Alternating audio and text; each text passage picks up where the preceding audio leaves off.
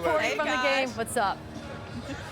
Well, I'm a little less popular than Paul Pierce in the building for sure, you guys.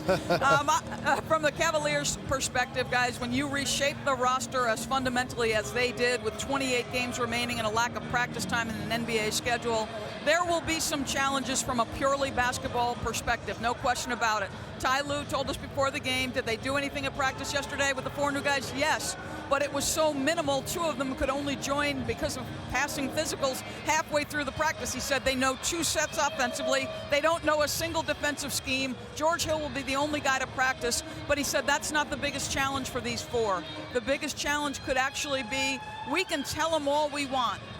Be yourself, playing aside one of the greatest players of your generation, LeBron James. It's easier to say than it is to do. So how they fit in around LeBron James and incorporate themselves into the overall scheme is a fascinating thing that we're going to see. Watch out. And Paul, Chauncey, I'm curious, from both perspectives, from a purely basketball standpoint and playing alongside, do they have enough time to figure this all out? DB, that's a great question. I think 28 games it's a good number, but it only depends on how much practice time you really have. Most of the teams don't practice as much now. They got to make a concerted effort to definitely get some practice time in. But they got a couple guys that have played together, two couples actually that have played together.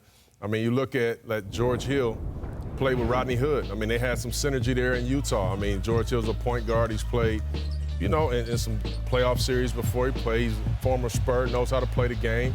Very heady, can definitely knock down a three-point shot. And then you got Hood, who can make a shot from anywhere. So they have some synergy together. And also, you know, the 2 Lakers have some synergy together. So now how can they put that all together and try to just fit in with the team? But I think from the biggest standpoint is just the energy and youth and athleticism is where they got so much better.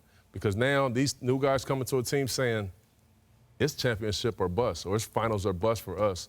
We really got to come here and just play our hearts out. And they got younger, they got more athletic, which is going to bring enthusiasm. And now that they can shoot the basketball with George Hill as well as Rodney Hood, LeBron James is going to have crazy driving lanes, and people have to make a decision. And no one's really talking a lot about Larry Nance Jr. I think he's going to be somebody that emerges on this spotlight because not only is he an explosive athlete, but he's competitive defensively. He could guard 4s and 5s. Late in the shot clock, he could move his feet and play in pick-and-roll situations. He's going to show that he's a much better rebounder than he was with the Lakers.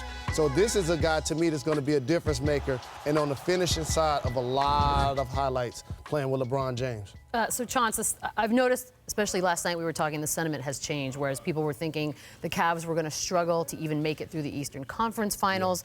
Yeah. Jalen's one of them who's saying, no, they're back to being the favorites in the Eastern Conference. Do you think that the pieces they've added will be enough in the long term for LeBron to actually think about now staying in Cleveland?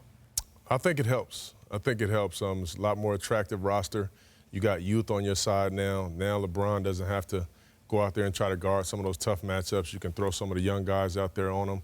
And he got other guys that can make plays. They don't have a guy now like Kyrie that can go out and get 40, or a healthy IT, you know, who we haven't seen that can go get 40. But split between the 2 with Rodney Hood and Jordan Clarkson, these 2 guys are very capable scorers.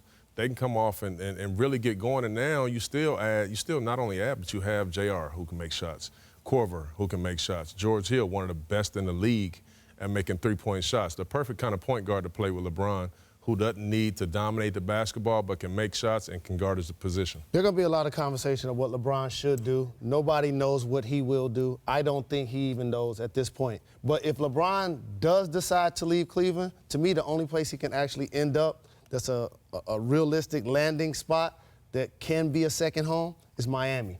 I don't want to see mercenary LeBron beads. You don't want to see it. No, I don't want to see him. But that doesn't mean he's not thinking about it. I'm not trying to see him in L.A. playing under those lights and 16 banners with multiple statues outside. I'm not trying to see him spotting up in Houston while James Harden and CP3 going one-on-one. If he leaves Cleveland, which I hope he does not, the only place he could go to me is Miami. Jalen, I didn't want to see Al Pacino make bad movies, but Jack and Jill happened. So sometimes you don't get what you want. We don't know where he's going.